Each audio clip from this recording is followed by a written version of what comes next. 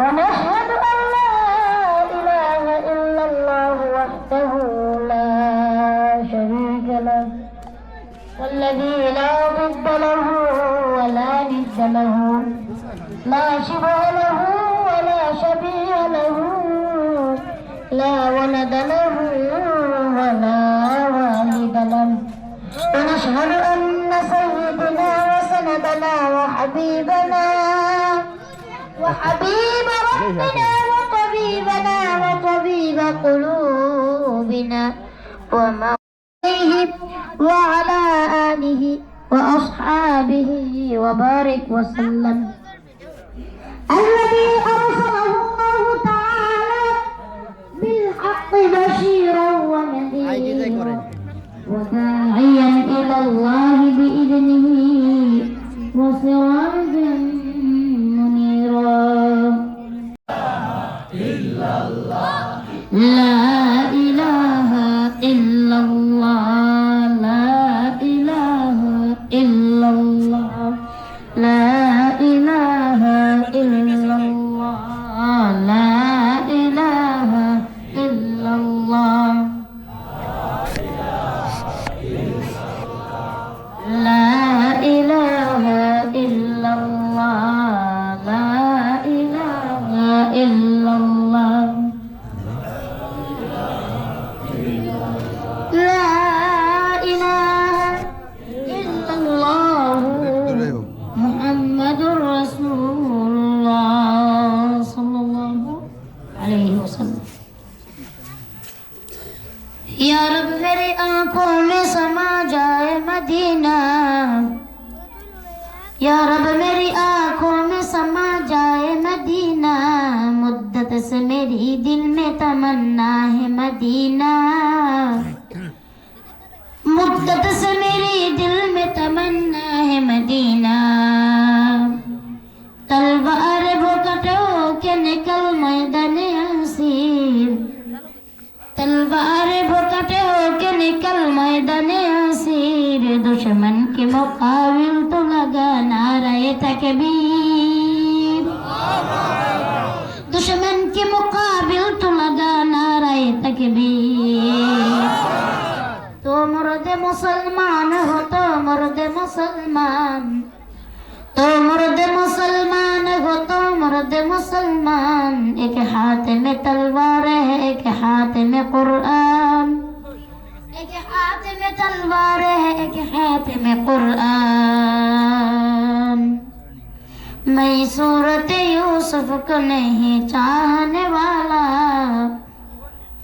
मैं सूरत यूसुफ को नहीं चाहने वाला मैं कैसे के मानंद नहीं आशिक लैला मैं कैसे के मानंद नहीं आशिक लैला मैं आशिक मौला हूँ मेरा इश्क दवाना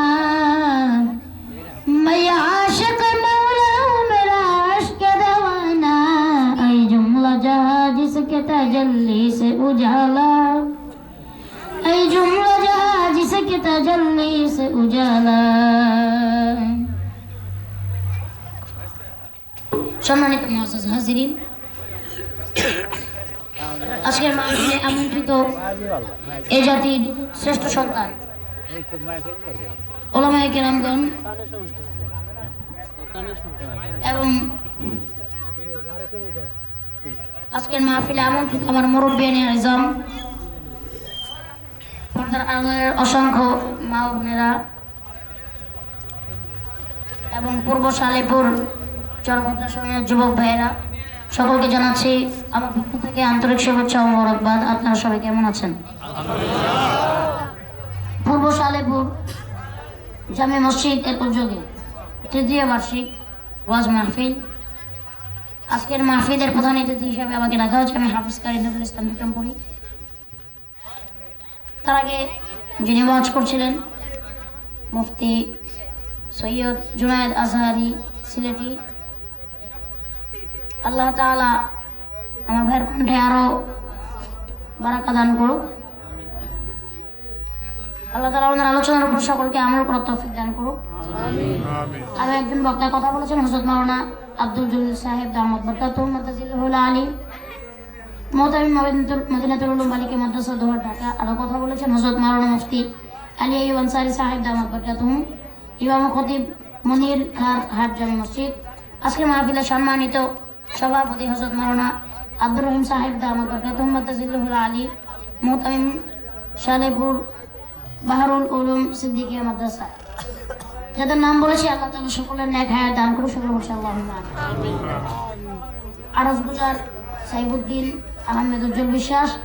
আর যার কথা না বললেই না, যার অক্লান্ত পরিশ্রমে, যার দাওয়াতে আমি এখানে এসেছি, আমার প্রিয় হাফেজ মোহাম্মদ মাসুদুর রহমান ভাই।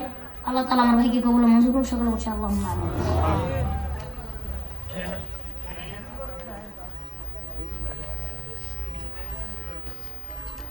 আপনারা আসছেন আলহামদুলিল্লাহ। আমরাও কিভাবে কোথার থেকে আসছি আপনারাও জানেন। যেহেতু এত দূর আসছি এবং প্রত্যন্ত অঞ্চল, এখানে আল্লাহ তাআলা আসার তৌফিক দান করেছেন, আপনারাও এখানে এসে বসতে পেরেছেন। ওই জন্য আমরা সবাই আল্লাহ তাআলার দরবারে একবার শুকরিয়া আদায় করছি। সকলে পড়ছি আলহামদুলিল্লাহ।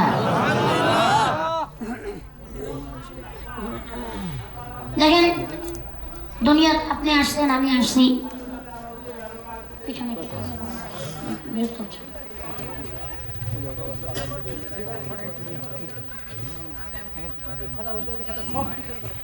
অনেক দূর থেকে আমরা আসছি। আপনারা জানেন আল্লাহ তাআলা আপনাদেরকেও আসার তৌফিক দান করেছেন, তাই আল্লাহ তাআলার শুকরিয়া আদায় করছি। আলহামদুলিল্লাহি রাব্বিল আলামিন।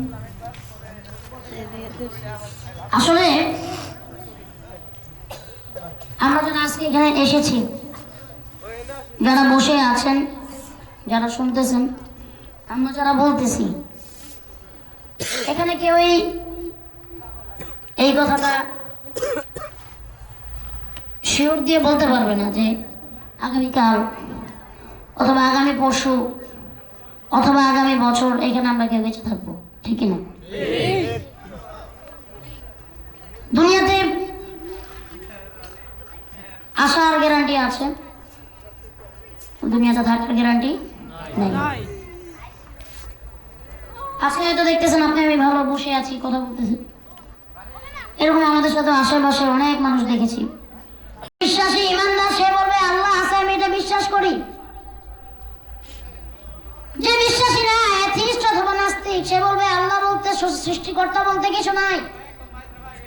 যে খ্রিস্টান সে ধর্মে বিশ্বাসী, যে খ্রিস্টান সে তার ধর্মে বিশ্বাসী, যে ইহুদি সে তার ধর্মে বিশ্বাসী। কোন ধর্মের ব্যক্তি সবাই এক জায়গায় একমত কখনো হতে পারে না, কিন্তু একটা জায়গায় আসার পরে সবাই একমত হতে পারে। সেই জায়গার নাম হলো মৃত্যু। এবার খ্রিস্টানও বলতে পারবে না আমি মরবো না, ইহুদিও বলতে পারে না আমি মরি না। মুসলমানও তো মরার জন্যই, মুসলমান বাঁচে মরার জন্যই আল্লাহ তাআলা মুসলমানকে দুনিয়াতে পাঠিয়েছেন। এই কথা মুসলমান অন্তরে অন্তরে বিশ্বাস করে, ঠিক কিনা? আল্লাহ পাক রব্বুল আলামিন বলেন কুল্লু নাফসিন যায়িকাতুল মাউত। আল্লাহ পাক রব্বুল আলামিন বলেন যে বান্দা, যে প্রাণী জন্মের স্বাদ গ্রহণ করলো, নিশ্চয়ই তাকে মৃত্যুর স্বাদ গ্রহণ করতে হবে। একটু চিন্তা করে দেখেন তো, আজকে যে দুনিয়াতে আপনি আমি কি সুন্দরভাবে বসে আছি, শীতের দিন একটু ঠান্ডা লাগবে এই জন্য আমরা মোটা মোটা জামা কাপড় পরেছি। আবার রাতের বেলা ভালো একটা বিছানা না হইলে আপনার আমার ঘুম আসে না, আরামের একটা বিছানা না হইলে আপনার আমার ঘুম আসে না। এই যে দেখেন সোনার শরীর, যাতে করে শীতের দিনে যখন মানুষের শরীর গুলা একটু পরিমাণের কষ্ট হয়, তখন মানুষ গরম পানি দিয়ে গোসল করে, ঠান্ডা পানি দিয়ে করে না। কারণ কি? ঠান্ডা লাগবে, ঠিক কিনা? আবার গোসল করার পরে কি সুন্দর করে হাতে পায়ে তেল মালিশ করে একটু চিন্তা করে দেখেন, মনটারে একবার প্রশ্ন করেন, আরে আপনি আমি যখন মারা যাব এই সোনার শরীর পোকায় খাবে। বিছানা ছাড়া ঘুম আসে না,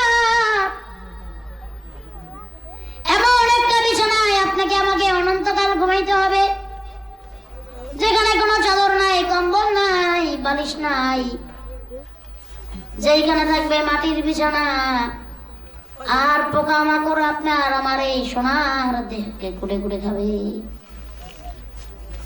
দুনিয়া এমন এক জায়গা যেখানে এসে আমরা মোহে পড়ে গেছি, ঠিক কিনা?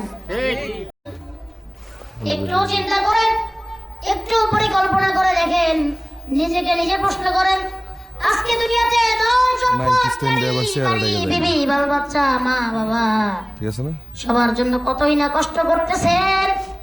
নদী মাতৃক এলাকা আসতে যেয়ে দেখলাম কত ছেলে ভাইরা মাছ ধরে। আরে এমন এমন সময় এই নদীর ভিতরে পদ্মা নদী, দুনিয়ার দ্বিতীয় ঘনস্রোতা নদী, 1 নম্বর অ্যামাজন। পদ্মা নদীতে কত সময় ঢেউ সৃষ্টি হয়, হয় কি হয় না? একটা ঘূর্ণিঝড় আসলেই ঢেউ সৃষ্টি হয়ে যায়, কয়দিন পরে আমফান আসে, আবার কয়দিন পর ফণি আসে। আরে জেলে ভাইরা মাছ ধরতে যাইয়া কত জেলে ভাই যেন এই সাগরে, এই নদীতে ডুবে মারা গেছে। কেন? জীবিকা নির্বাহ করার জন্য গিয়েছে। কার জন্য? সন্তান, বেবি, বাল বাচ্চা, মা বাবার জন্য। অনেকে বোনের হক মেরেছে, অনেকে ভাইয়ের হক মেরেছে, অনেকে মানুষের হক নষ্ট করেছে, কারণ একটাই, দুনিয়াতে ভালো থাকতে চায়, নিজের সন্তানদেরকে ভালো রাখতে চায়। এবার মুরব্বী বাবাজি আমার একটাবার চিন্তা করে বলেন, যার জন্য দুনিয়াতে এত কিছু করলেন, হোক আপনি ছেলের জন্য করেছেন, মেয়ের জন্য করেছেন, বিবির জন্য করছেন, মায়ের জন্য করছেন, বাপের জন্য করছেন, একবার আমারে উত্তর দেন, সেই মা বাবা, ছেলে মেয়ে, বিবি কি আপনার কবরে একটা প্রশ্নের উত্তর দিতে যাবে? আপনার একটা গুণের ভাগীদার হবে? কখনো না। একবার চিন্তা করতে, হারি শীতের দিন আসলে কত কিছুই না আমরা করি নিজেকে একটু ঠান্ডা থেকে বাঁচানোর জন্য, অথচ ওই অন্ধকার কবরে কিভাবে থাকবো? মাঝে মাঝে আপনি আমি দুনিয়াতে একা হয়ে গেলে ভয় পাই, আলো না থাকলে, কারেন্ট না থাকলে আপনি আমি ভয় পেয়ে যাই। ওই অন্ধকার কবরে কিভাবে থাকবো, যেখানে কোনো আলো নাই, শুধু অন্ধকার আর অন্ধকার, কোনো সাথী নাই, বাতি নাই, বন্ধু নাই, বান্ধব নাই, আত্মীয় স্বজন কেউ নাই। যে বিবির জন্য, যে সন্তানের জন্য, নিজের জন্য এত কিছু করেছেন, আল্লাহর কসম করে বলি, আল্লাহি আপনি যখন মারা যাবেন, আপনার সেই সন্তান কি বলবে জানেন? বলবে, ওই যে দেখো আমার বাবা মারা গেছে, আমার মা মারা গেছে। বাপ মা মরে গেলে ওই সন্তান বলবে না, আরে আমার বাবা কত কষ্ট করে বাড়ি বানাইছে, মাথার ঘাম পায়ে ফেলে খেতে খামারে কাজ করে, নদীতে মাছ ধরে, মানুষের বাড়িতে বাড়িতে কাজ করে, আমার বাবা নৌকা চালাইয়া কত সুন্দর কইরা ঘর বানাইছে। ওই সন্তান একবার বলবে না, আমার বাপের একটা দিনের জন্য এই ঘরটার ভিতরে আমি আরেকবার থাকতে দেই? বলবে এই কথা? সন্তান কি বলবে জানেন? বলবে, মরে গেছে, তাড়াতাড়ি মাটি দেন, না হলে গন্ধ আসবে, মানুষ খারাপ বলবে। আরে শীতের দিনে একটা চাদর গায়ে দিছেন, একটা সোয়েটার গায়ে দিছেন, কতই না ভালোবাসেন, কতই না শখ করে একটা চাদর গায়ে দিছেন, রুমাল গায়ে দিছেন। একটা বার চিন্তা করে দেখেন, আপনি মরে যাবেন, ওই সন্তান বলবেও না, আরে এই চাদরটা তো আমার বাবার বড় পছন্দের ছিল, এই চাদরটা শেষবারের মতো আপনারে আরেকবার গায়ে দিতে দে। সুন্দর জামা পরেছেন, পাঞ্জাবি পরেছেন, সন্তান বলবে, পাঞ্জাবি খুলে রাখ, হাতের আংটিগুলা খুলে নিয়ে যা, সব খুলে নিয়ে যা। ওই সাদা কাফনে আপনাকে আমাকে মুড়িয়ে পেঁচিয়ে তারপরে কবরে ফেলে রাখবে। একবার চিন্তা করে নিজে প্রশ্ন করে দেখেন, আমি আপনি কি করছি? আমরা নিরালা নির্জন হয়ে যাই না অনেক সময়, একা হয়ে যায় না অনেক সময়। জোর নামাজ পড়তে গেছেন, সবাই চলে গেছে, মসজিদে একা বসে রয়েছেন। নিজের একটু প্রশ্ন করবেন তো, নিজের মনটাকে প্রশ্ন করবেন, জিজ্ঞাসা করবেন মন তোর নাম কি? মন উত্তর দিবে আমার নাম আব্দুল জব্বার। তোর বয়স কত? বলবে আমার বয়স তো 65। 65 বছরে আল্লাহর জন্য তুমি কি করেছো? জান্নাত কামাই করার জন্য তুমি কি করেছো? মন উত্তর দিবে এই যে দেখো আমি এই ভালো কাজগুলা করেছি। এবার বলবো বলো খারাপ কাজগুলা কি করছো? উত্তর দাও। মন থেকে উত্তর পেয়ে যাবেন। যখন ভালো কাজগুলা খারাপ কাজগুলা মিলাইবেন, দেখবেন আপনার ভালো কাজের তুলনায় আপনার খারাপ কাজ 1000 গুণ বেশি। ঠিক কিনা? কেন জানেন? মানুষ সওয়াব করলে সওয়াবের কথা মনে থাকে না, কিন্তু 12 বছর বয়সে কোন জায়গায় গিয়ে কোন গুনাহ করছেন আল্লাহর কসম করে বলেন, এই কথা আপনার মনে আছে না? এই গুনার কথা ভোলার মতন। আমার যুবক ভাইদেরকে উদ্দেশ্য করে বলি, যুবক ভাইরা মনোযোগ দিয়ে কথাগুলি শুনবেন। যেইখানে গুনাহ করছেন, যেদিন করছেন, যে সময় করছেন, একটা মানুষ বলতে পারবেন আমি গুনার কথা ভুলে গেছি। কারণ কেন জানেন? এই গুনাহ মানুষকে প্রতিনিয়ত, এই গুনাহ মানুষকে যন্ত্রণা দেয়, দাপিয়ে বেড়ায়। চিন্তা করবেন আর নিজের মনকে প্রশ্ন করবেন, মন এবার বল আমি যদি এই গুনাহ নিয়ে কবরে যাই, কবরে আমার কি আযাব হবে? কবর আযাব এত কঠিন, মুখে বলতেছি অনেক সহজ।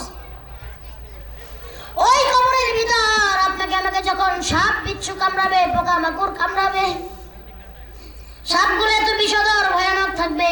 আল্লাহ রাসূল সাল্লাল্লাহু আলাইহি ওয়াসাল্লাম হাদিসের ভিতরে ইরশাদ করেন, ওই সাপ যদি দুনিয়ায় এসে একবার নিঃশ্বাস নিতে পারত, ওই সাপের নিঃশ্বাসে দুনিয়ার সমস্ত মাখলুক কুলগুলি সাপের বিষে মরে যেত। একটা সাপ আপনাকে আমাকে কামড়াবে। এবার একটু চিন্তা করে দেখেন, দুনিয়াতে এত কিছু কার জন্য করলেন? আপনি মারা গেলে ওই সন্তান বলবে তাড়াতাড়ি বাবাকে মাটি দে, নয়তো মানুষ, এলাকার মানুষ খারাপ বলবে। বিবি বলবে আমার স্বামীকে মাটি দিয়ে দাও। কেউ বলবে না কষ্ট করে আমার বাবা ঘর বানাইছে, আমার বাবার এই ঘরটার ভিতরে একদিন রাখতে দাও। কেউ বলবে না এই জামাটা আমার বাবার অনেক প্রিয়, বাবাকে জামাটা আরেকদিন পরতে দাও। কেউ বলবে না এই হাতের আংটিটা তো আব্বার অনেক প্রিয়, আংটিটা আব্বার সাথে দিয়ে দাও। সবাই বলবে সময় হয়েছে মাটি দাও, মাটি দাও। আপনার আমার সন্তান আপনাকে আমাকে ওই কবরের ভিতরে নিয়ে রেখে আসবে। কেউ 3 দিন কাঁদবে, কেউ কাঁদবে 40 দিন, কেউ 1 বছর কাঁদবে, তারপর আপনাকে আর কেউ মনে রাখবে না। একটা ছবি বানাবে, ছবি বানিয়ে দেওয়ালে লাগিয়ে দিবে, আর আপনার কথা কেউ জীবনে কোনোদিন মনে করবে না। তাহলে এই সম্পদ কামাই করতে যাইয়া, সন্তানদেরকে ভালো রাখতে যাইয়া, বিবিদেরকে ভালো রাখতে যাইয়া, দুনিয়া কামাই করতে যাইয়া এই যে গুনাহ করেছেন, এই গুনাহের হিসাব আল্লাহকে কিভাবে দিবেন? আজকে মানুষ ডিপ্রেশনে পড়ে গেছে, আজকে মানুষ চিন্তায় ভুগতেছে।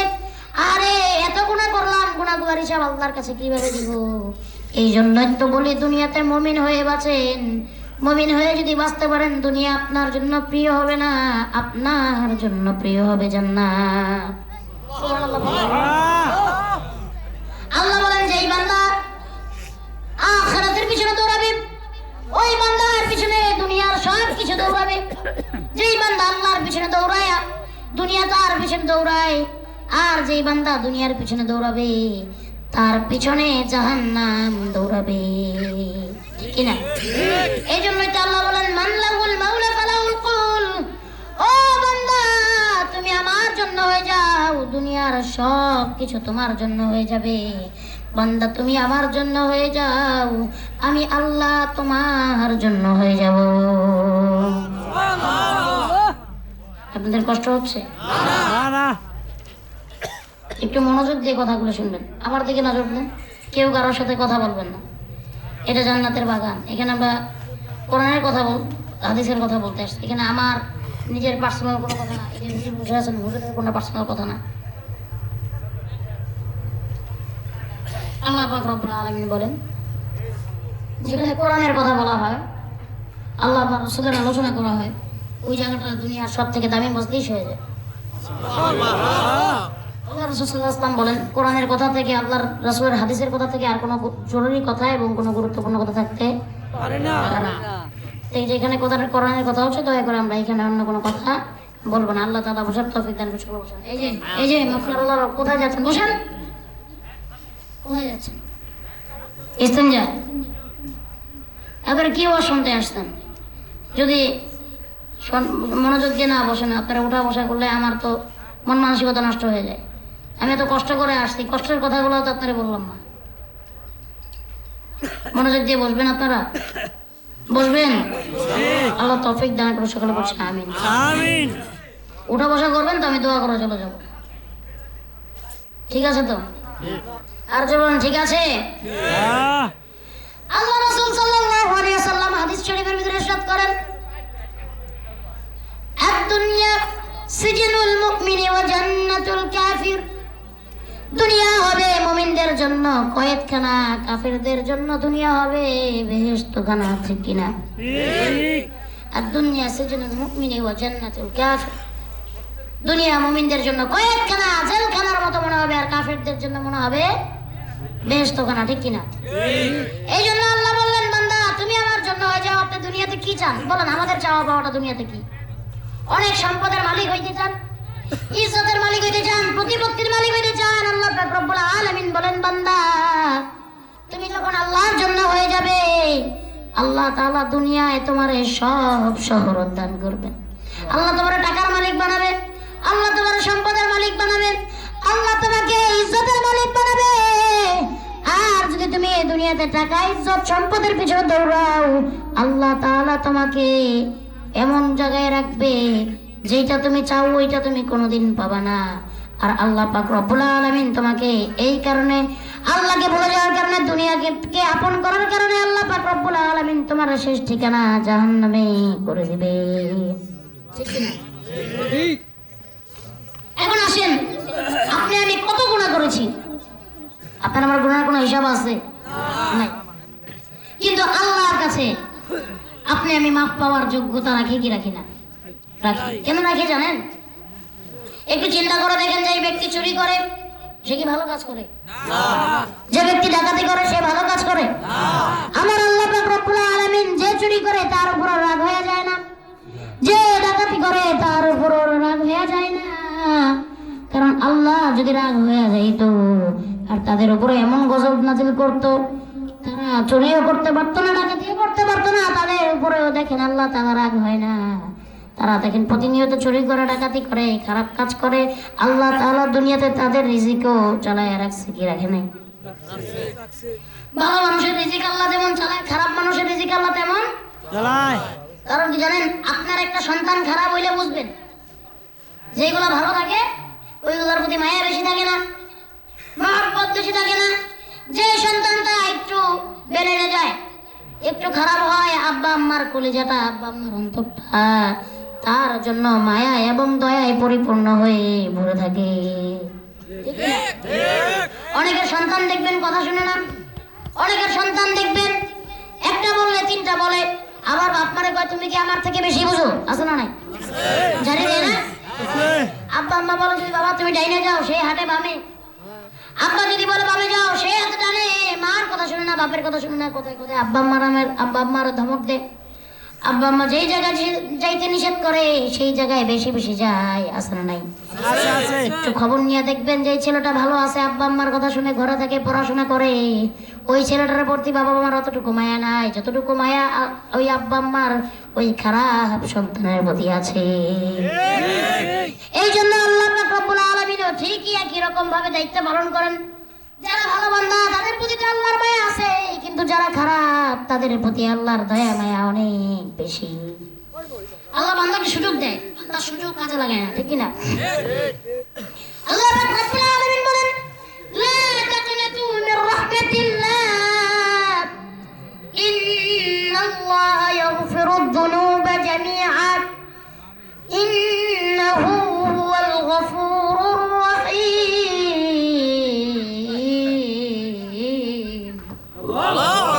আল্লাহ পাক রব্বুল আলামিন লা তাকনাতু মির রাহমাতিল্লাহ, ও বান্দা আমার রহমত থেকে নৈরাশ হও না।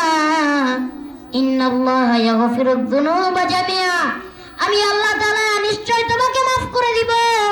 ইন্নাহু হুয়াল গফুরুর রহিম, রহিম, আমি আল্লাহ তাআলা নিশ্চয়ই ক্ষমাবান এবং দয়াশীল।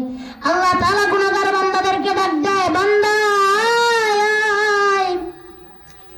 আমি আল্লাহর কাছে একবার তওবা কর, আমি আল্লাহর কাছে একবার মাফ চা, আমি আল্লাহর কাছে নিজের গুনাহের জন্য একবার তওবা করে মাফ চা বান্দা। আমি আল্লাহ তো বসেই আছি তোমার চোখের পানির জন্য। যখন বান্দা নিজের গুনাহের প্রতি অনুতপ্ত হইয়া চোখের পানি ফলাইয়া আমি আল্লাহকে ডাক দে আল্লাহ, সবাই একটু অন্তর থেকে আল্লাহর ডাক দেন একবার আল্লাহ,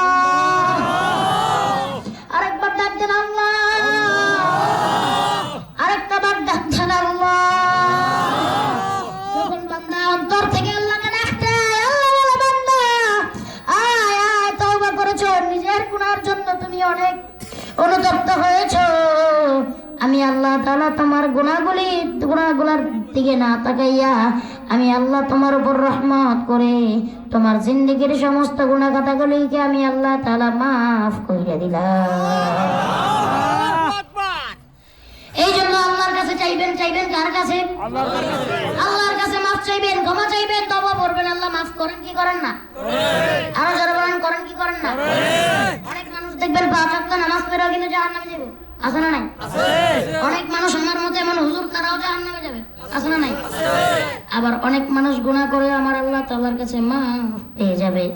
তার কারণ আল্লাহ তাআলা জানে কোন বান্দা মুখলেস, কোন বান্দার ভিতরে তাকওয়া আছে আর কোন বান্দার ভিতরে তাকওয়া নাই, কোন বান্দার ভিতরে ইখলাস নাই, আমার আল্লাহ তাআলা ভালো করে জানেন। আমাকে আজকে দেখতেছেন জুব্বা পরা, টুপিওয়ালা, পাগড়িওয়ালা, হয়তো কিয়ামতের দিন আমিও জাহান্নামে যেতে পারি, ঠিক কি না? কোনো গ্যারান্টি নেই। আল্লাহ তাআলা যদি আপনাকে আমাকে মাফ না করে, আমাদের মাফ পাওয়ার কোনো উপায় নাই। এবার বলেন মাফ চাইবেন কার কাছে? আরো জোরে বলেন কার কাছে? কেমনে মাফ চাইবেন জানেন? আল্লাহ তাআলার কাছে 2 ফোঁটা চোখের পানি ফলাইয়া দিবেন। আল্লাহ তাআলার কাছে 2টা হাত রে 2 ফোঁটা চোখের পানি ফেলে আল্লাহর কাছে যখন মাফ চাইবেন, আল্লাহ পাক রব্বুল আলামিন বলেন, বান্দা যখন আমার কাছে চোখের পানি ছেড়ে মাফ চায়, বান্দা যখন রোনাজারি করে, কান্নাকাটি করে, আমি আল্লাহ তাআলার কাছে বড়ই ভালো লাগে। আল্লাহর কাছে বড় ভালো লাগে বান্দার চোখের পানি। আল্লাহ তাআলা এও বলেন যে বান্দার চোখের থেকে 2 ফোঁটা পানি ফেলাইয়া আমি আল্লাহর কাছে মাফ চাই, আমি আল্লাহ তাআলা যেই বান্দা আমার ভয়ে কান্না করে, আল্লাহর জাহান্নামের ভয়ে কান্না করে, আমি আল্লাহ পাক রব্বুল আলামিন তার ওই চোখের পানি দিয়ে তার জাহান্নামের আগুনগুলো নিভিয়ে দিব। এই জন্য বলি আল্লাহর কাছে কান্না করে মাফ চাইবেন, পারবো তো ইনশাআল্লাহ? আপনার আমার গুনাহ যতই হোক, একমাত্র আপনাকে আমাকে মাফ করতে পারেন কে? আল্লাহ। আল্লাহ ছাড়া কোনো ইলাহ, আল্লাহ ছাড়া কোনো মাবুদ নাই, আল্লাহ ছাড়া কেউ মাফ করনে वाला নাই। এক আল্লাহর উপর বিশ্বাস রাখবো, পারবো তো ইনশাআল্লাহ?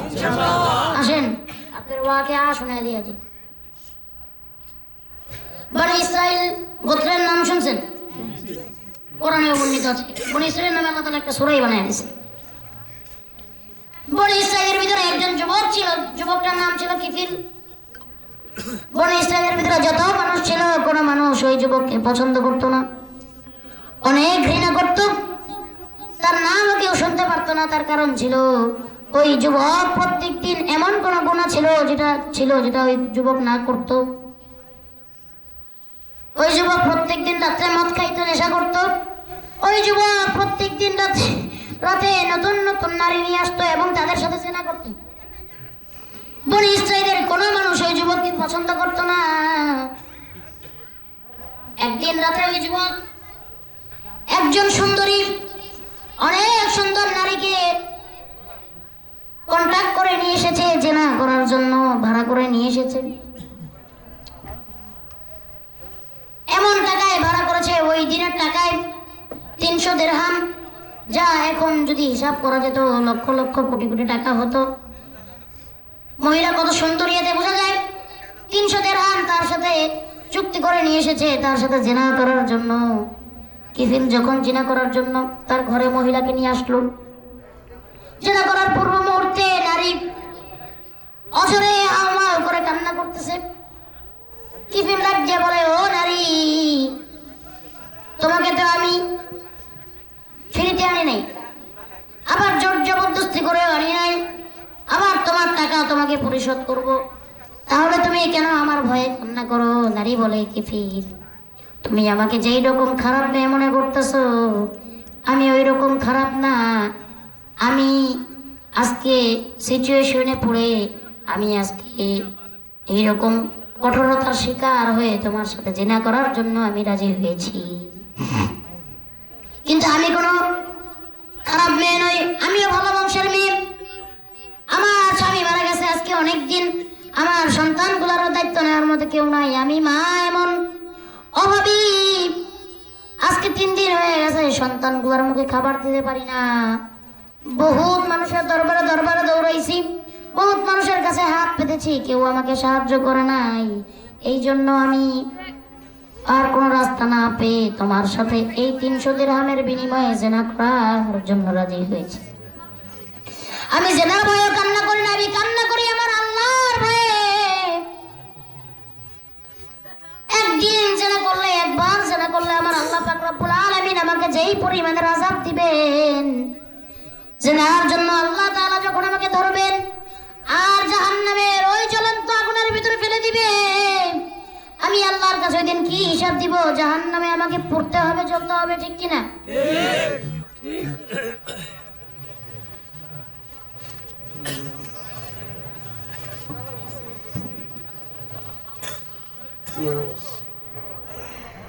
আমি তোমার ভয়ে কান্না করি না, আমি জাহান্নামের ভয়ে কান্না করি, আল্লাহর ভয়ে কান্না করি।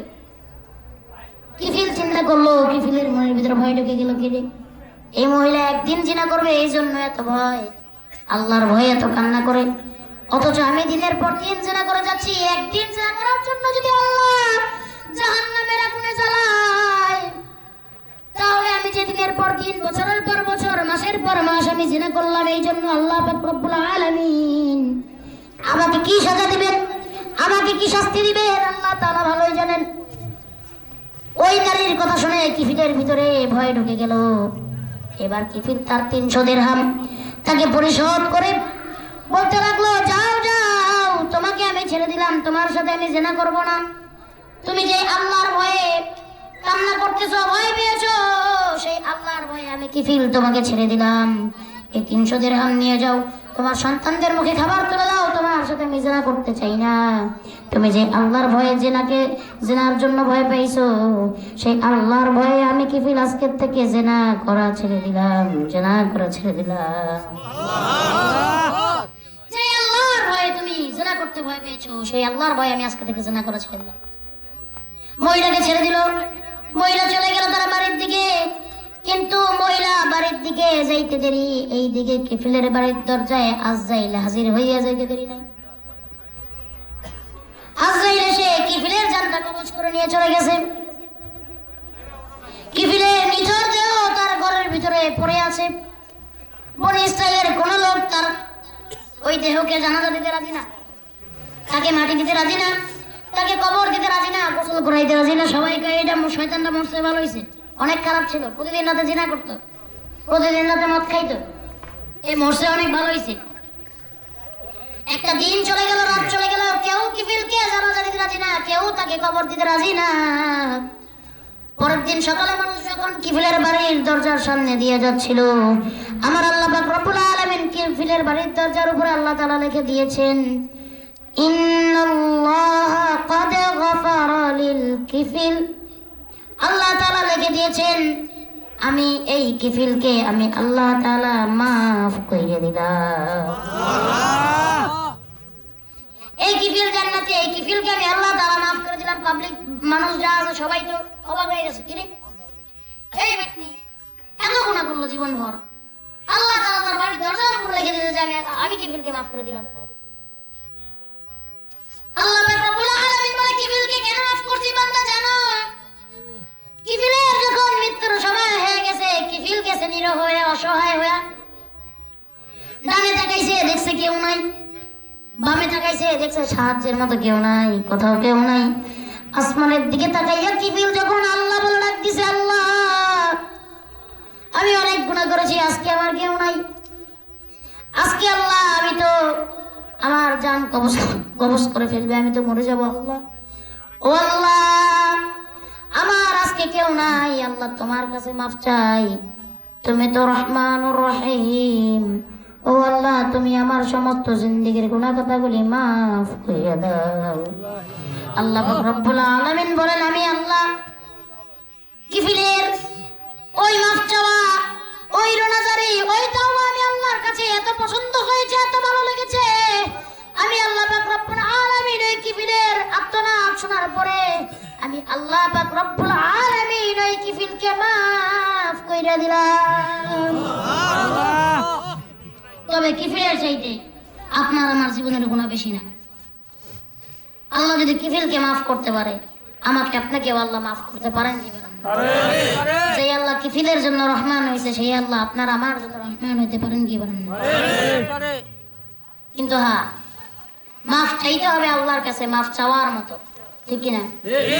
অনেকে আছে, আরে একটা গুনাহ করে বসে মাফ চাই গেল, আল্লাহ এই গুনাহটা করছে আমার মাফ করে দাও, আমি আর করুম না, আছে না নাই? কিন্তু সে বড় খারাপ, আবার 2 দিন পরে একই গুনাহ করে, আছে না নাই? আপনার লাইটটা বন্ধ করুন, আমার চোখে লাগে। আবার দেখবেন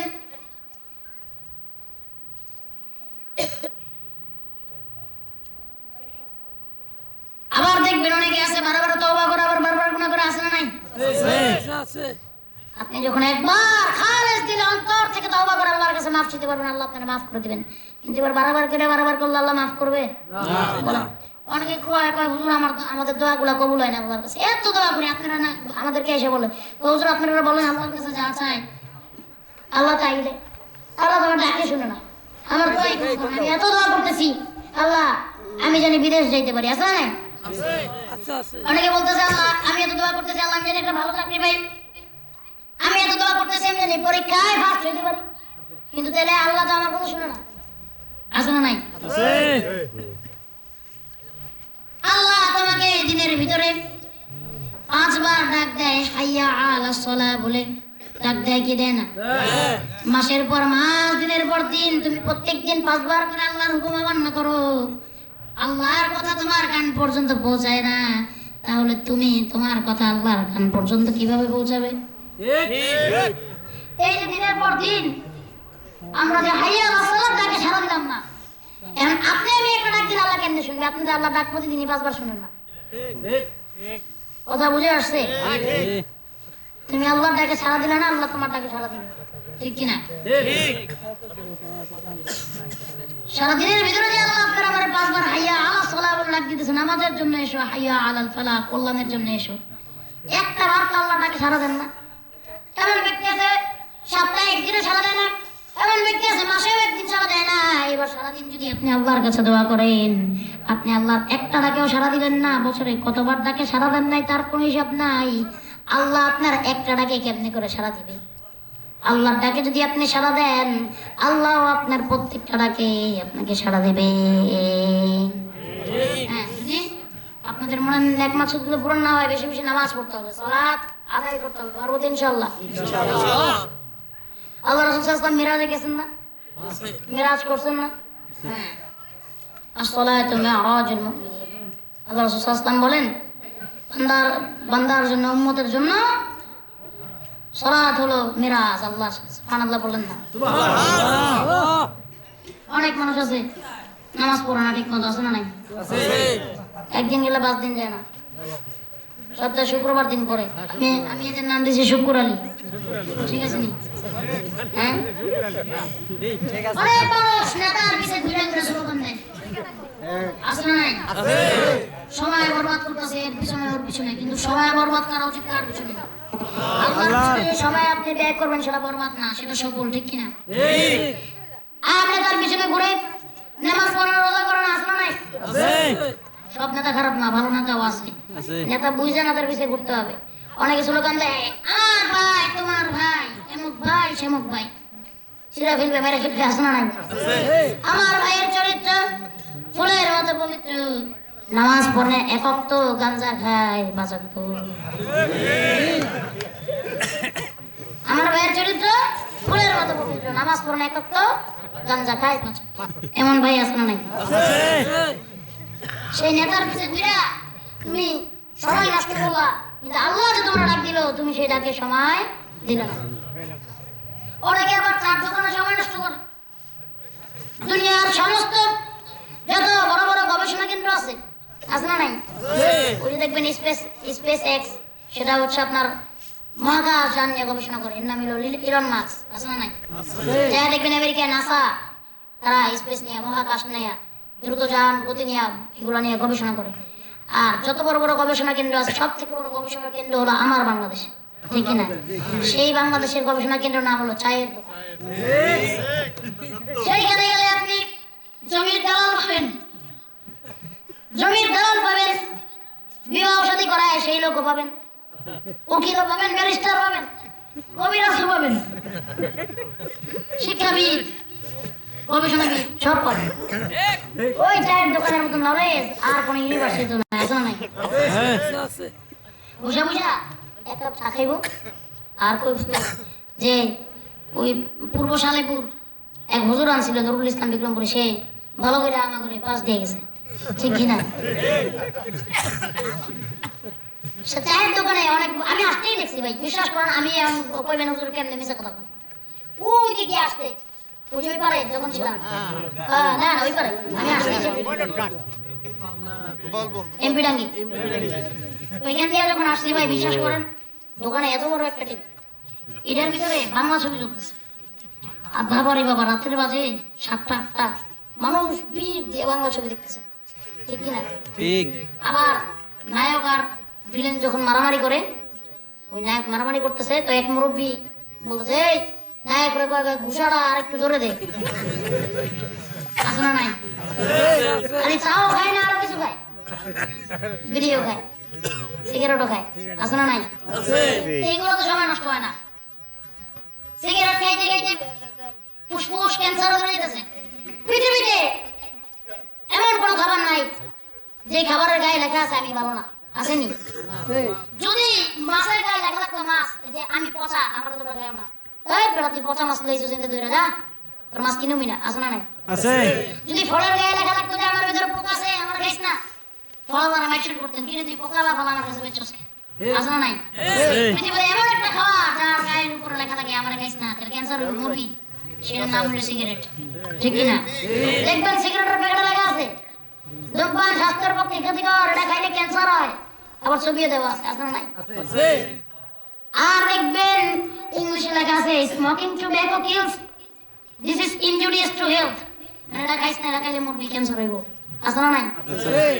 এই যে সিগারেট বলতেছে আমি পচা, দুর্গন্ধ, আমার খাইস না, আমার খাইলে মরবি, আপনারা টাকা দিয়ে কিনে খান।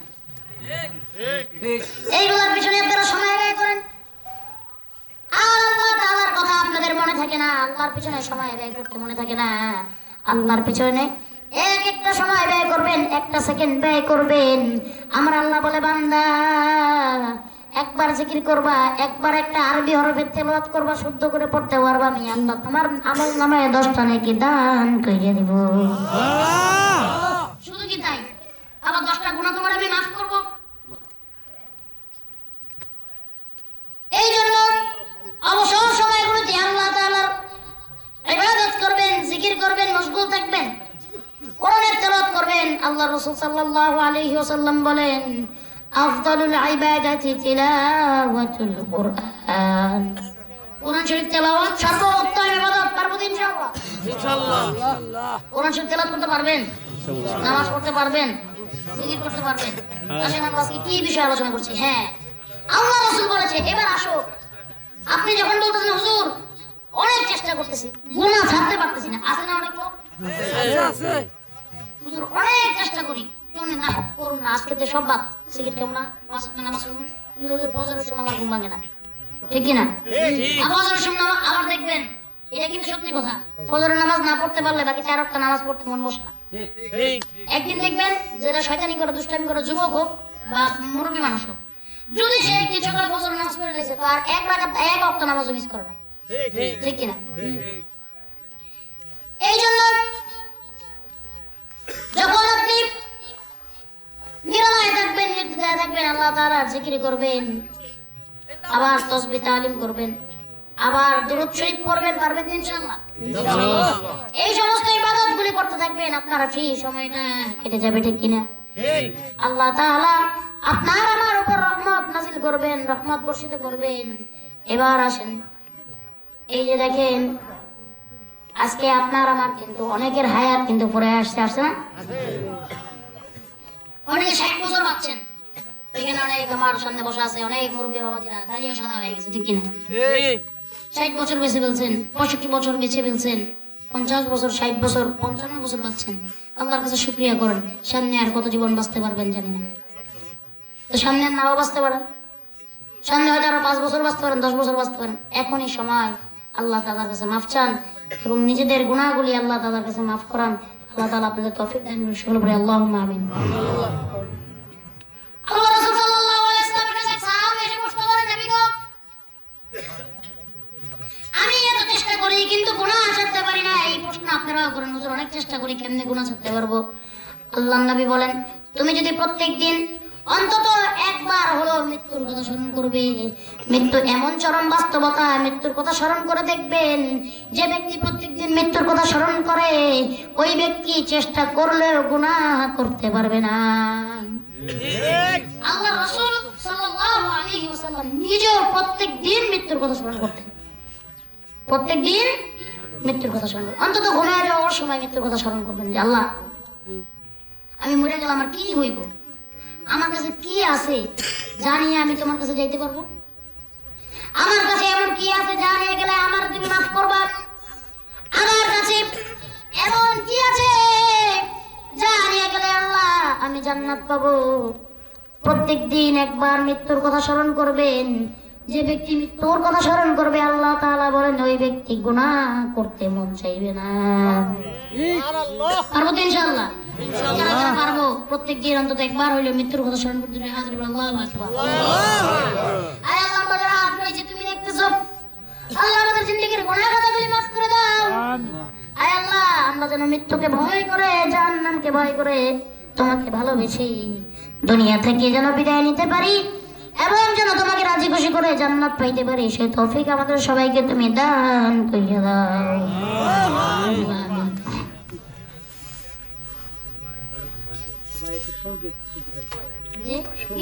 আমি একটু আমার আলোচ্য বিষয়টা শেষ করি, তারপর আপনারা নিজের মনটাকে নরম করে দিবেন, নরম করে বসবেন, আল্লাহর দিকে তাকায় যে আল্লাহ আমার মৃত্যু যে কোনো সময় হয়ে যেতে পারে। দেখেন আজকে আপনি আমি রাতে যাই ঘরে ঘুমাবো, যদি সকালবেলা আপনার আমার ঘুমটা ভাঙে তাহলে কি হবে? সকালে ঘুম ভাঙলে সকাল, ঘুমটা না ভাঙলে পরকাল। ঘুম থেকে যদি উঠতে পারেন তাহলে আপনি বেঁচে গেছেন, আর যদি ঘুম থেকে উঠতে না পারলেন মৃত্যু। কেমন মৃত্যু আল্লাহর কাছে চাইবেন? আমার শেষ এই সাবজেক্টের বয়ান আমি দুইটা বিষয় কথা বলে শেষ করছি। দুইজনের মৃত্যুর কথা আপনাদের কাছে আজকে বলে যাচ্ছি। একটা হচ্ছে নেককারের মৃত্যু, একটা হচ্ছে গুনাহগারের মৃত্যু। আমি গুনাহগারের মৃত্যুর কথাটা বলি। গুনাহগার মৃত্যুর সময় তার কিছু আলামত আপনি লক্ষ্য করবেন।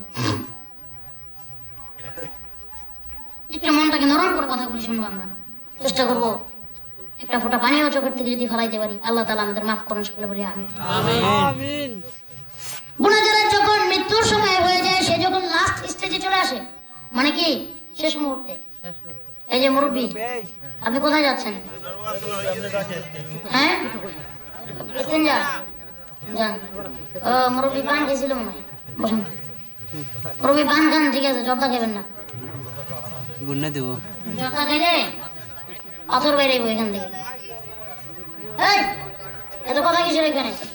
ওটা বসা কিসের? বসেন। এই যে যুবক ভাইরা, কথা বলবেন না।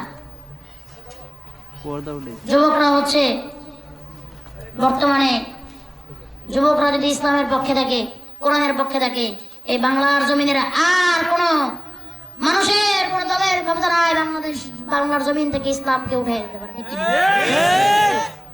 ফরিদপুরের যুবকরা ইসলামের পক্ষে আছে তো? সর্বত্র যুবকরা, সালেপুরের যুবকরা ইসলামের পক্ষে আছে তো? থাকলে তাকবীর দিয়ে আসো। আরো জোরে লিল্লাহি তাকবীর, নারে তাকবীর, লিল্লাহি তাকবীর। দিন ইসলাম, দিন ইসলাম, দিন ইসলাম,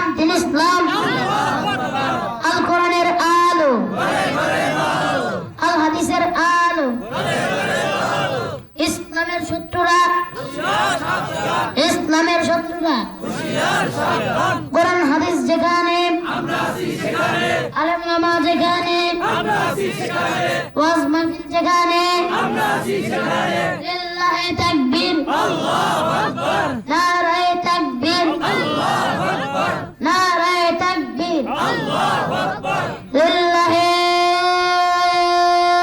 তাকবীর। মোটামুটি যুবকেরা আওয়াজ দিয়ে মাহফিলটাকে আবার প্রাণবন্ত করেছে, আলহামদুলিল্লাহ। এবার আসেন গুনাহগারের সামনে যখন আজরাইল চলে আসবে, গুনাহগারের মৃত্যুর কথাটা শুনে যান। গুনাহগারের জবানটা বন্ধ হয়ে, ভাই কথা বলতে কি করতেছেন আপনারা? কেন কথা বলেন? আর ওয়াজ করতে দিবেন না? গুনাহগারের সামনে যখন আজরাইল চলে আসবে, আজরাইলকে দেখার পরে যেন তার এই কলিজা যা আছে সব গলে যাবে। সে মৃত্যুর আগে একবার মৃত্যুর স্বাদ পেয়ে যাবে। আজরাইলকে দেখার পরে সবার জন্য আজরাইল একরকম হবে না। গুনাহগারের জন্য আজরাইলের রূপ হবে বড় ভয়াবহ, বড় ভয়ঙ্কর। আজরাইল যখন গুনাহগারের সামনে আসবে, গুনাহগার আজরাইলকে দেখার পরে চোখ দুইটা এমন বড় বড় হয়ে যাবে, সর্বপ্রথম ওই গুনাহগারের জবানটা বন্ধ হয়ে যাবে। গুনাহগার জবান দিয়ে কোনো কথা বলতে পারবে না। আজরাইলকে দেখার সাথে সাথে গুনাহগারের জবান বন্ধ হয়ে যাবে, চোখ দুইটা এভাবে বাইরে হয়ে ভিতর থেকে বাইরে চলে আসবে, বড় বড় হয়ে যাবে, ভয় এসে বোমা হয়ে যাবে। আর পিপাসায় তার মনে হবে যত সারা দুনিয়ার যত পানি আছে সব পানিগুলো যদি খেয়ে ফেলতে পারি তারপরে ওই গুনাহগারের পিপাসা মিটবে না। সুলতানা গুনাহগার মৃত্যুর সময় পানি পাবে না, তার মুখে কোনো কালিমা নসিব হবে না। সব থেকে কষ্ট গুনাহগারের তখন হবে যখন আজরাইল তার এই রূহের করে হাত টানবে। সে এমন ভাবে চিৎকার মারার চেষ্টা করবে, এমন কথা বর্ণনা আছে যদি গুনাহগার তখন চিৎকার মারতে পারত, দুনিয়ার সব মানুষগুলি গুনাহগারের চিৎকার শুনে পাগল হয়ে যেত। আল্লাহর আসমান জমিন যা আছে সব কেঁপে উঠত। এমন ভয়ানক হবে যখন তার রূহটা আজরাইল বাইরে করে নিয়ে আসবে, এর মতো কষ্ট সে আর জাহান্নামেও না, কোথাও পাবে না। যদি কিয়ামতের ময়দানে আল্লাহ তাআলা মিসালের তরে বলে যে তোমাকে আমি আবার দুনিয়ায় পাঠাই, যদি সে বলে আল্লাহ আমরা আবার দুনিয়া পাঠাও, আমি আবার নেক করে আসবো, আল্লাহ বলবে যাও তোমাকে আবার দুনিয়ায় পাঠাই, তুমি তাহলে আবার দুনিয়াতে যাইয়া নেকি করে আসো। সেই বান্দা বলবে আল্লাহ দুনিয়াতে আমারে পাঠাইবা, তাহলে কি আমার আবার মৃত্যু হবে? আল্লাহ বলবে হ্যাঁ আবার হবে। বলবে তাহলে কি আল্লাহ আমি আবার মৃত্যুর যন্ত্রণা সহ্য করবো? আল্লাহ বলবে হ্যাঁ আবার মৃত্যুর যন্ত্রণা সহ্য করবা। গুনাহগার বলবে আল্লাহ আমার গুনার জন্য আমার আর কোনো সুযোগের দরকার নাই, আমাকে আপনি জাহান্নামে দিয়ে দেন। তার কারণ হলো দুনিয়াতে একবার মৃত্যুর যন্ত্রণা যে কষ্ট করে সহ্য করেছি, এইবার ওই কষ্ট সহ্য করার মতো ক্ষমতা আমার ভিতরে নাই। এতটুকু পরিমাণের কষ্ট আজরাইল তার জানটা বের করবে, এতটুকু পরিমাণের কষ্ট দিয়ে মৃত্যুর সময় হলে আপনি আমি কথাও বলাতে পারবো না। আল্লাহ তাআলা বলেন আইনামা তাকুনু ইউদরিকুমুল মাউত ওয়ালাউ কুনতুম ফি বুরুজিম মুশাইয়াদা। বান্দা তোমার যখন মৃত্যুর সময় হয়ে যাবে, তুমি যদি আসমানের উপরে পলাও, জমিনের নিচে পলাও, পানির নিচে পলাও, মজবুত কেল্লা বানায় অবস্থান করো, তুমি যেইখানেই থাকো আজরাইল তোমার জানটা কবজ করে নিয়ে চলে আসবে। এটা হলো গুনাহগারের মৃত্যুর নমুনা। বলেন সে কালিমা পড়তে মুখের জবান বন্ধ হয়ে যাবে, চোখ দুটো বড় বড় হয়ে যাবে, পানি পাবে না, কালিমা পাবে না, তার এইভাবে মৃত্যু হয়ে যাবে। আর নেককারের মৃত্যুটা কত সহজ হবে জানেন, কত আরামদায়ক হবে। নেককারের মৃত্যুটা তো ভালো হবে। নেককার যখন মরার সময় হবে এমন মনে হবে যে সে ঘরে যায় ঘুমিয়েছিল, ঘরে যায় ঘুমিয়ে গেছে, এই ঘুম তার আর ভাঙে নাই, এই ঘুম ভেঙেছে তার কিয়ামতের ময়দানে। তার মানে সে এমন ভাবে তার জান কবজ করা হয়েছে, সে মনে করছে আমি শুধু একবার ঘুমাইছি আর ঘুম থেকে উঠে নাই। তার মানে কি একটু পরিমাণ কষ্ট সেই নেককার গুনাহগার বান্দা পাবে না। মৃত্যুর সময় কবর আযাব, মৃত্যুর সময় তার রূহটা বের করার সময় আল্লাহ তাআলা তাকে কষ্ট দিবেন না, আজরাইল তাকে কষ্ট দিবেন না, ঘুমের ভিতরে তার জান কবজ করে নিয়ে চলে যাবেন। এবার বলেন আমরা নেককারের মৃত্যু চাই না গুনাহগারের মৃত্যু চাই? আল্লাহ তাআলা আমাদের নেককারের মৃত্যু দান করে, সকলে বলছে আল্লাহুম্মা আমিন। গুনাহগারের মউত থেকে আল্লাহ তাআলা আমাদের হেফাজত করে, সকলে বলছে আল্লাহুম্মা আমিন। আল উলামা ওয়ারাসাতুল আম্বিয়া, উলামাগণ নবীগণের ওয়ারিস। আল্লাহ পাক রব্বুল আলামিন বলেন দুনিয়াতে আমি সব থেকে বেশি ভালোবাসি আলেমদের। ইন্নামা ইয়াখশাল্লাহা মিন ইবাদিহিল উলামা, কারণ সে আলেমরাই আমাকে সবথেকে বেশি ভয় করে। আলেমদেরকে মহব্বত করবেন, ভালোবাসবেন। আপনাদেরকে ভালোবাসবেন কে? আল্লাহ। অনেকে আছে আলেমদের সাথে খারাপ ব্যবহার করে, আলেম করে কিছু মনেই করে না। আলেম হওয়া কি এত সহজ? ওই লোক 12 বছর পড়াশোনা করে দাওরা দিছে, 6 বছর 4 বছর 3 বছর পড়াশোনা করে হাফেজ হয়েছে। আপনার আমার গোলামি করার জন্য? কার গোলামির জন্য? আমি হুজুর করে দেখলো অনেক আগে তো একদল ছিল, তাদের কথা আমি বলতে চাই না, কারণ এটা হচ্ছে ওয়াজ না। এখানে সিয়াসি আলোচনা করা উচিত না। সিয়াসি আলোচনা করার জন্য সিয়াসি মঞ্চ আছে, সিয়াসি আলোচনা করার জন্য আলাদা রাজনৈতিক সমাবেশ আছে, সেখানে করা যাবে। এটা সিয়াসি আলোচনা করার জায়গা না। এবার আসলে নাকি আলেম ওলামা দেখলে আগে একদল ছিল যাদের চুলকানি ছিল, অ্যালার্জি ছিল, বহুত আলেম ওলামাকে বিনা দোষে বিনা অপরাধে জেলে দিয়েছে, বহুত আলেম ওলামাকে বিনা দোষে বিনা অপরাধে ফাঁসিও দিয়েছে। আছে না?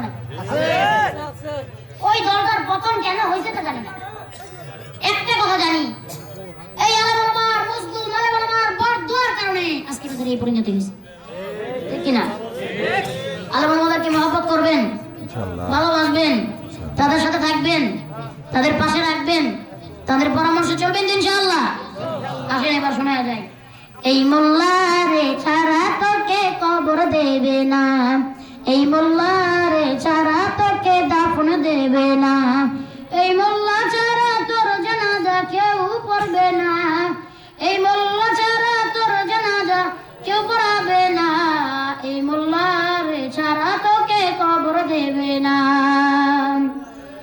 তোর মা বাবা যখন যাবে এই দুনিয়া ছেড়ে, তখন ঠিকই আসতে হবে এই মোল্লাদের দ্বারে। তোর মা বাবা যখন যাবে এই দুনিয়া ছেড়ে, তখন ঠিকই আসতে হবে এই মোল্লাদের দ্বারে। ওরা ঠেকায় পড়লে মোল্লা চিনে, নাইলে চিনে না। ওরা ঠেকায় পড়লে মোল্লা চিনে, নাইলে চিনে না। এই মোল্লারে ছাড়া তোকে কবর দেবে না, এই মোল্লারে ছাড়া তোকে দাফন দেবে না। সারা জীবন করলি রে তুই যেই মোল্লারে ঘৃণা, এই মোল্লারে লাগবে পরে একবার ভাবলি না।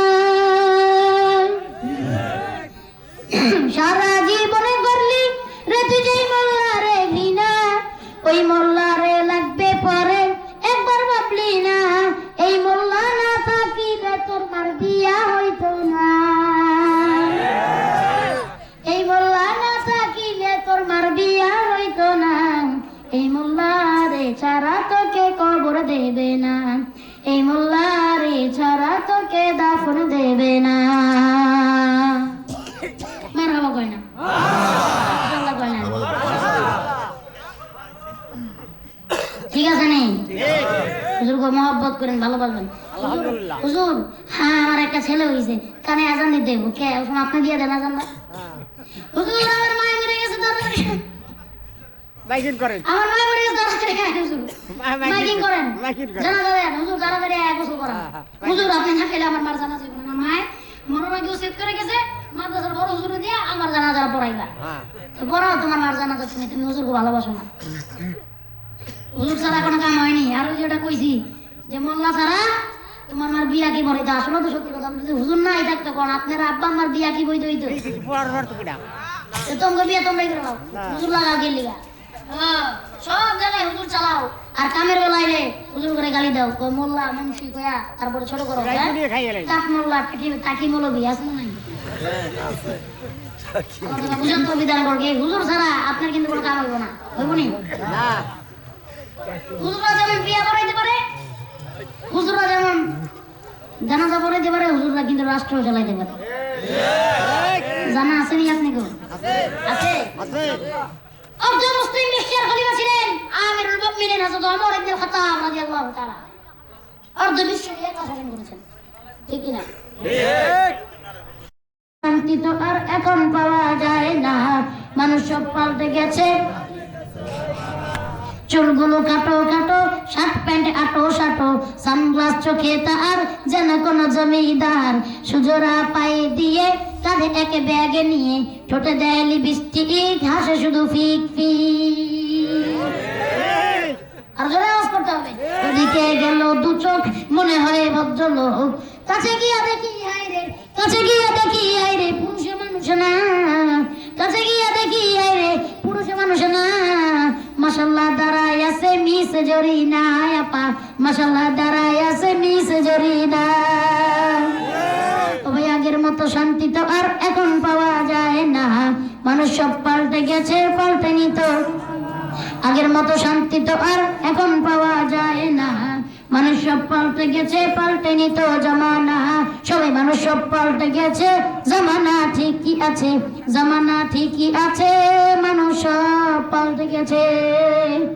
লম্বা লম্বা আছে চুল, কানেতেও আছে দুল, হাতেতে সোনার চুড়ি, চিকন ফিতার ঘড়ি, পাঞ্জাবি গায়ে দিয়ে হাত আছে মোড়ানো, লম্বা ওড়নাটা কাঁধে আছে ঝোলানো, হেঁটে চলে আঁকা বাঁকা যেন কোনো নায়িকা। কাছে গিয়া দেখি হাই রে মাইয়া মানুষ না, কাছে গিয়া দেখি হাই রে মাইয়া মানুষ না। এটা হইল আমগ পাড়ার মিস্টার সোহেল রানা, এটা হইল আমগ পাড়ার মিস্টার সোহেল রানা। ভাই, আগের মতো শান্তি তো আর এখন পাওয়া যায় না, মানুষ সব পাল্টে গেছে, পাল্টেনি তো যেমন আমার সাথে। আগের মতো শান্তি তো আর মানুষ সব পাল্টে গেছে।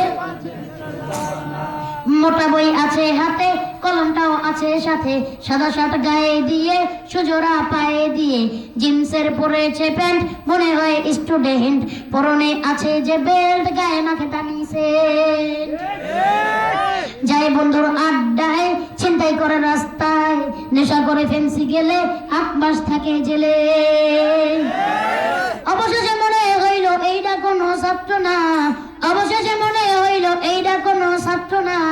এটা হইল আমগো পাড়ার টোকাই বাবুল কানা, এটা হইল আমগো পাড়ার টোকাই বাবুল কানা।